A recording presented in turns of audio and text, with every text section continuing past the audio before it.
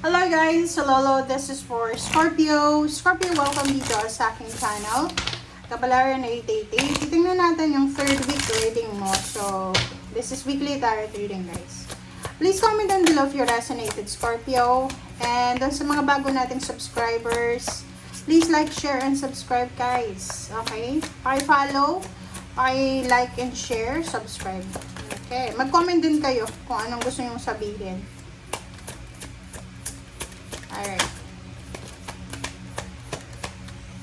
Scorpio.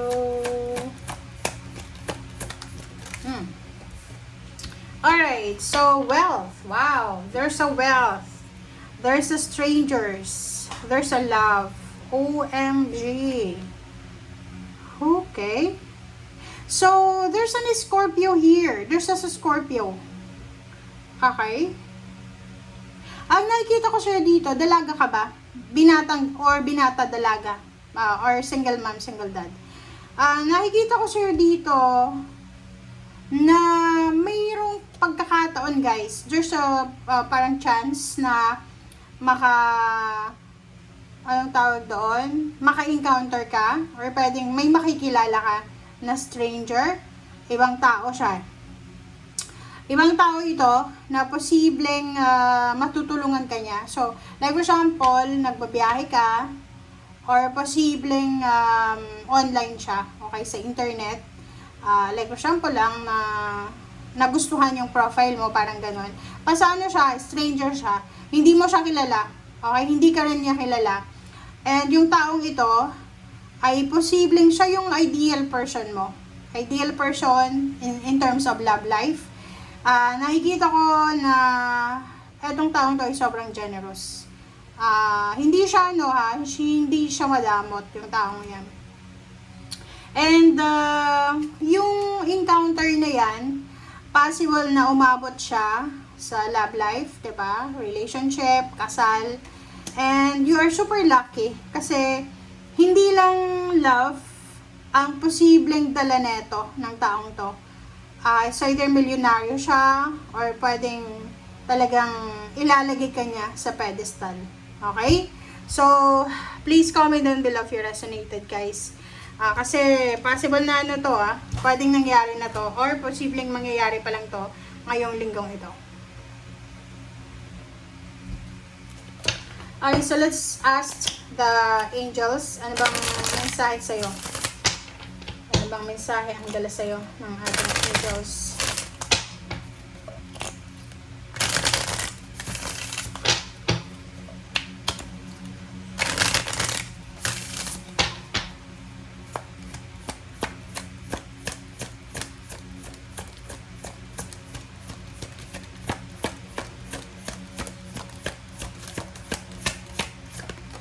Okay, from Laila. Okay, Scorpio. Sabi ni Angel Laila, sinasabi sa'yo dito na spend time alone in nature, meditating about your desires and intentions. Ask the angels to help you gain a positive perspective. So, yung linggong ito, if there's a chance, kung may pagkakataon ka na makapag-bakasyon or pwedeng spend time sa nature, mag-walking, maligo sa dagat, or just strolling sa mga dagat, talaga. Gawin mo yon, okay? And this week din, sinasabi ng barahan na i-grab mo yung opportunity na to para isipin, mag-reflect sa mga desires and intention mo. Invoke angels na tulungan ka nila na maging positive yung outlook mo sa buhay. Okay.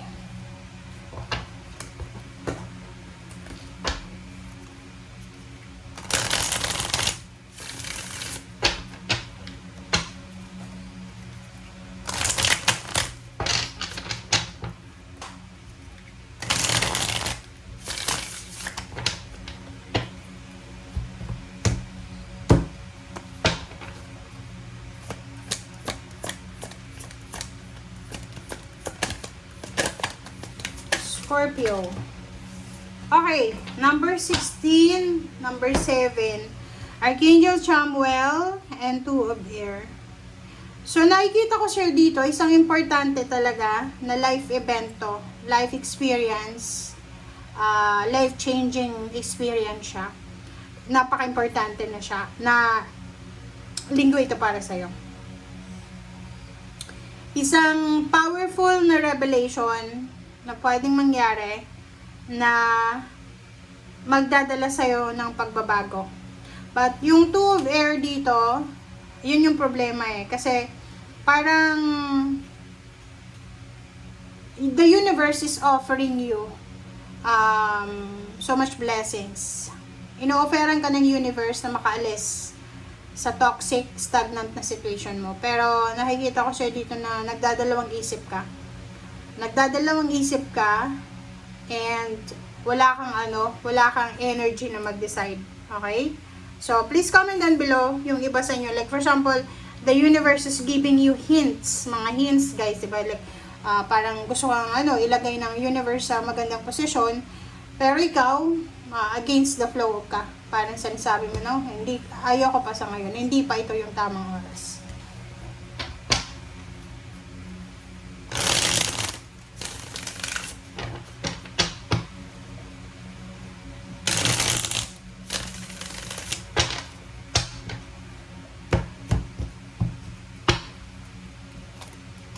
Okay, the Devil. So, this is Capricorn energy. 3 of Wands. May hinihintay ka eh. Diba? Dalawa yung Two of Air mo ha. Ganun din. Parang inulit lang. Tingnan nyo guys. Meron kang hinihintay. Or, sabihin na natin na merong binibigay sa'yo na options, choices, ang universe. Okay? May binibigay sa iyo eh. Like for example, binibigyan ka ng chance or pagkakataon para magawa mo kung ano yung mga dapat gawin in the right way. Ang problem lang dito is hindi ka makapag-desisyon. 'Di ba? Like confused ka ba? Or yun na nga sabi sir dito, you're being unable or unwilling to make a decision. Or ayaw mo lang talagang mag-desisyon. Okay? Ato, Wheel of Fortune. Ito din siya, oh. Sabi sa'yo dito na possible na may isang life-changing na situation, which is the Wheel of Fortune, na ino-offer sa'yo yung universe. Pero you're tempted na maghintay na lang. Kasi itong 3 of Wands, stalemate to eh. Diba? Yung parang gusto mong ihang muna, i-postpone. So, yun. Pwedeng travel to ngayong linggo. Promotion, salary increase na ayaw mo munang gawin. Okay. Next is Temperance, 7 of Swords, 2 of Pentacles, Knight of Cups. OMG. Scorpio. Ang nakikita ko sa'yo dito, kailangan mo daw ng pasensya sa linggong ito. Kasi unang-una, nandito yung the devil eh. Kasi pag nandyan yung the devil, talaga guys na mawawala ka sa direction mo. Mawawala ka sa focus. Kung makikita mo dito, bilang isang Scorpio, I don't know if you're married or in a relationship, or may trabaho ka, may business ka, possible ka na daanan ng tukso, ng temptation. Sa love life, pwedeng magkagusto ka sa isang tao, sa stranger.